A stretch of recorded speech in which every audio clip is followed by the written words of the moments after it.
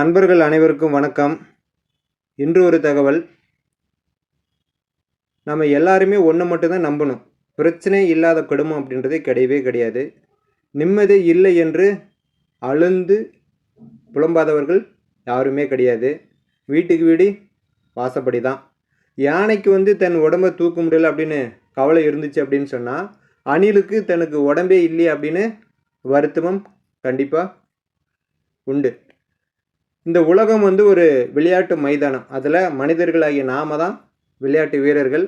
அதில் யார் தோற்கிறாங்க, யார் ஜெயிக்கிறாங்க அப்படின்றதெல்லாம் வேடிக்கை பார்க்கறது கடவுள் மட்டுமே. இதுதான் இந்த உலகினுடைய நீதி. மைவி த்ரெட்ஸில் இன்றைக்கான தகவல், எம்டி அவர்களுக்கு எப்போ அடுத்த பெயில் வரும், பெயில் பெட்டிஷன் கோர்ட்டில் வரும் அடுத்த ஹியரிங் அப்படின்ற மாதிரி ஒரு கொஷின். இதுவரை அந்த தகவல் வெளியிடப்படவில்லை.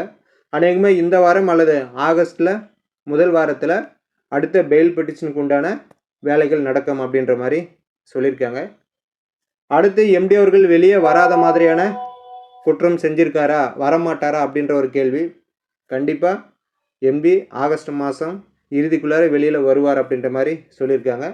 நான் ஏற்கனவே சொன்ன மாதிரி தான், அவர் யாரையும் ஏமாற்றிட்டு பணத்தை எடுத்துக்கிட்டு கொலை குற்றம் செய்ததுக்காக அவர் உள்ளார போகலை. நிறுவனத்தின் மீது போடப்பட்ட வழக்கில் என்னென்ன விவரங்கள் தேவையோ அதெல்லாம் தானாக முன் கொடுக்குறேன் அப்படின்னு தான் சரணடைஞ்சிருக்காரு. அதற்குண்டான விசாரணைகள் போய்கிட்டு இருக்கு. கண்டிப்பாக பெயில் கிடைக்கும். நமக்கு உண்டான அமௌண்ட்டு அவர் வெளியில் வந்தோடனே கட்டாயம் தருவார் அப்படின்ற மாதிரி தகவல். யாரும் வருத்தப்பட வேண்டாம்.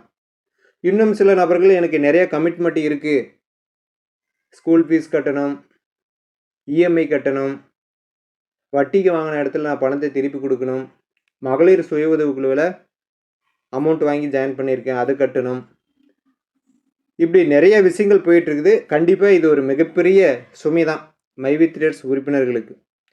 ஏன்னா கண்டிப்பாக நம்மளுக்கு திரும்ப வந்துடும், எந்த ஒரு டிலேவும் இல்லாமல் அப்படின்ற எண்ணத்தில் எல்லாருமே பல வகையான இக்கட்டான சூழலில் ஜாயின் பண்ணி இருந்தும் எதிர்பாராத விதமாக நிறுவனத்துக்கு ஒரு இக்கட்டான சூழல் நாம் எல்லாருமே வெயிட் பண்ணிக்கிட்டு இருக்கோம். கைக்கு எட்டுனது வாய்க்கு எட்டல அப்படின்ற மாதிரி நம்ம வேலெட்டில் டெய்லியும் பார்த்து நம்மளுடைய அமௌண்ட்டை ஆட் பண்ணி வச்சுருந்தாலும் அது நம்ம அக்கௌண்ட்டுக்கு வர்றதில் ஒரு மிகப்பெரிய டிலே ஆகிருக்குது. கிட்டத்தட்ட 5 மாதம் பக்கம் ஆயிடுச்சு.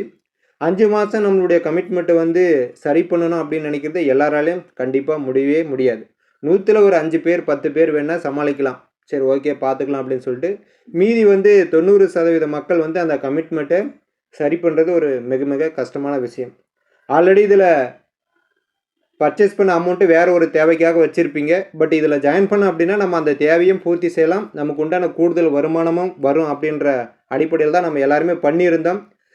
பட் நம்மளுடைய பேட் லக்கு இந்த மாதிரி ஒரு இக்கட்டான சூழல் நிறுவனத்துக்கு அமைஞ்சிருக்கு. அது எல்லாமே கூடிய விரைவில் சரி செய்யப்படும். இதற்கு இடையில் நம்ம நிறுவனத்துக்கு எதிராக பேசக்கூடிய சில நபர்கள் சில விஷயங்களெல்லாம் சோசியல் மீடியாக்களில் போட்டுக்கிட்டு இருக்காங்க. நம்மளை அவங்க பக்கம் இழுக்கிறதுக்காகட்டும், அல்லது நிறுவனத்துக்கு எதிராக நம்மளை கம்ப்ளைண்ட் கொடுக்க சொல்கிறதுக்காக அழைப்பதாக இருக்கட்டும், அல்லது இன்னும் சில விஷயங்களெல்லாம் கூட நீங்கள் பார்த்துருப்பீங்க. அதெல்லாம் நான் இங்கே சொல்ல விரும்பலை. ஏன்னா அதெல்லாம் சொல்லி நம்ம அவங்கள யாரையும் பெரிய ஆளாக்கவும் விரும்பலை. ஸோ அதனால் யார் என்ன சொன்னாலே அதை பற்றி நீங்கள் கண்டுக்காதீங்க. இவ்வளோ நாள் நம்ம நிறுவனத்துக்காக வெயிட் பண்ணிட்டோம். நிறுவனமும் இவ்வளோ நாளாக நமக்கு எல்லா பெனிஃபிட்டும் கொடுத்து இனிமேலும் கொடுக்கறதுக்கு உண்டான எல்லா வேலைகளும் செஞ்சுருக்காரு.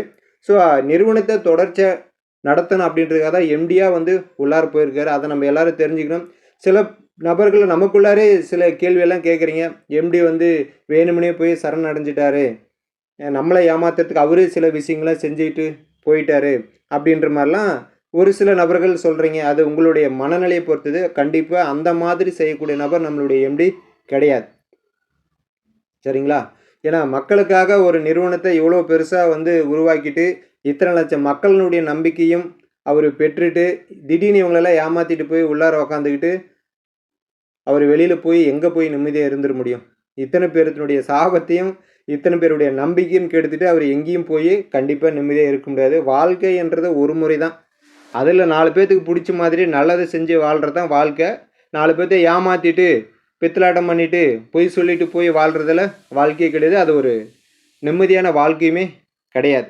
ஸோ அதனால் நமக்கு ஏற்பட்டு இருக்கிற இந்த இக்கட்டான சூழல் கண்டிப்பாக தவிர்க்க முடியாத ஒன்று, எல்லாராலையும் சமாளிக்க முடியாத ஒன்று. ஆனால் எம்டி அவர்கள் வெளியில் வந்தால் தான் இதுக்கு எல்லாத்துக்குமே ஒரு சொல்யூஷன் கிடைக்கும் அப்படின்றதும் ஒரு நிதர்சனமான உண்மை. அதெல்லாம் கொஞ்சம் பொறுமையாக இருங்க. என்னடா எப்போ பார்த்தாலும் பொறுமை வெயிட் பண்ணுங்க அப்படின்னு சொல்கிறாங்க அப்படின்னு நீங்கள் நினைக்கலாம். வேறு வழியே இல்லை. ஏன்னா வழக்கு கோர்ட்டில் இருக்குது. அவங்க ஒரு தீர்ப்பின் அடிப்படையில் தான் எம்டி அவர்கள் பெயில் கடிச்சு ஆகஸ்ட் எண்டுக்குள்ளார வருவார் அப்படின்னு சொல்லியிருக்காரு.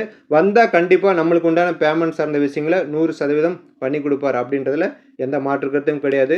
நிறுவனம் சில மாற்றங்களுடன் கண்டிப்பாக நடைபெறும் அப்படின்றதுல எந்த மாற்று கருத்தும் கிடையாது. தகவல் அப்படி தான் சொல்லியிருக்காங்க. ஆல்ரெடி நிறுவனத்தில் நிறைய ஸ்கீமு, நிறைய அந்த எஸ்ஜி ப்ரொமோஷன் இதெல்லாம் போய்கிட்டு இருக்குது, எல்லாத்துக்கும் தெரியும். ஸோ இதில் என்னென்ன சேஞ்சஸ்லாம் நீங்கள் பண்ணிவிட்டு நிறுவனத்தை நடத்தலாம் அப்படின்ற மாதிரியான சில விதிமுறைகள் கண்டிப்பாக நிறுவனத்துக்கு விதிக்கப்படும் அப்படின்ற மாதிரியும் சொல்லியிருக்கிறாங்க. அது என்ன வருது, நிறுவனத்துக்கு எப்போ இந்த பிரச்சனைலாம் சரியாகுது, எம்டி அவர்களுக்கு எப்போ பெயில் கிடைக்குது அப்படின்றத நம்ம பொறுத்திருந்து பார்க்கலாம். எப்பயுமே நம்பிக்கையை கைவிடாதீங்க, கண்டிப்பாக நல்லதே நடக்கும். மீண்டும் அடுத்த ஒரு மைவி த்ரெட்ஸ் அப்டேட்டுடன் உங்களை சந்திக்கிறேன். நன்றி, வணக்கம்.